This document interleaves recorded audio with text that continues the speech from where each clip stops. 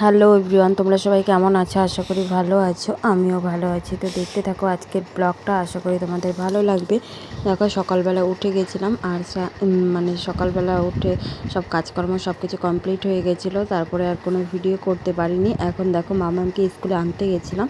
তো দেখো স্কুলে যাওয়ার সময় হচ্ছে এরকমভাবেই যেতে হয়, এবারে প্রচণ্ড রৌদ্রের তাপে, তার জন্য দিয়ে। আর এদিকে দেখো সব গার্জেনরা সবাই দাঁড়িয়েছিল। আর এখানে আমি বাড়ি আসার পরে সন্ধ্যের সময় দিয়ে হচ্ছে জামা কাপড় আনার কথা ভুলে গেছিলাম, ছাদে ছিল। তো সেইগুলোই জামা কাপড়গুলো নিয়ে আসলাম, নিয়ে এসে আর অন্ধকার হয়ে গেছিলো।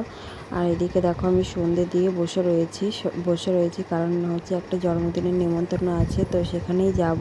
তার জন্য দেখো একটা শাড়ি পরে নিয়েছিলাম, কারণ পাশের বাড়িতেই তো, তাই আর অন্য কোনো শাড়ি পরিনি। আর এদিকে দেখো আমার মামাও রেডি, তো গিফট কিনতে যাব, তার জন্য দিয়ে হচ্ছে গিফট কিনে নিয়ে এসে তারপরে যাব।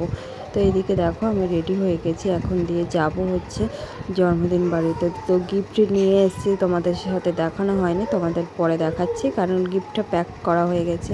আর আমি ফোন যেহেতু নিয়ে যাইনি দোকানে, তার জন্য তোমাদের সাথে আর কোনো ভিডিও করতে পারিনি। এখন দেখো আমি জন্মদিন বাড়িতে যাব, আর এদিকে আমার ছোটো মামাকে থুয়ে যাব, ওকে ঘুম পাড়িয়ে থুয়ে তারপরে যাচ্ছি।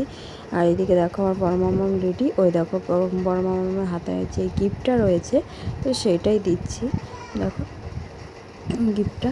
আর এদিকে দেখো আমরা রেডি হয়ে বসেছিলাম, একটু টিভি দেখছিলাম, কারণ হচ্ছে ভাগ্নে যাবে, তো তার জন্য ও রেডি হচ্ছিল না, বসেছিল। আর এদিকে দেখো লাল জামা পরাটা, ওইটা হচ্ছে বার্থডে গার্ল। তো দেখো কত সুন্দর লাগছে, কিউট লাগছে। আর আমি আর মামাম এখানে বসেছিলাম, কারণ হচ্ছে এখনও কেক কাটা হয়নি। তো দেখো ভিডিওটি ভালো লাগলে অবশ্যই লাইক, কমেন্ট, শেয়ার, সাবস্ক্রাইব করে দেবে অবশ্যই। টাটা।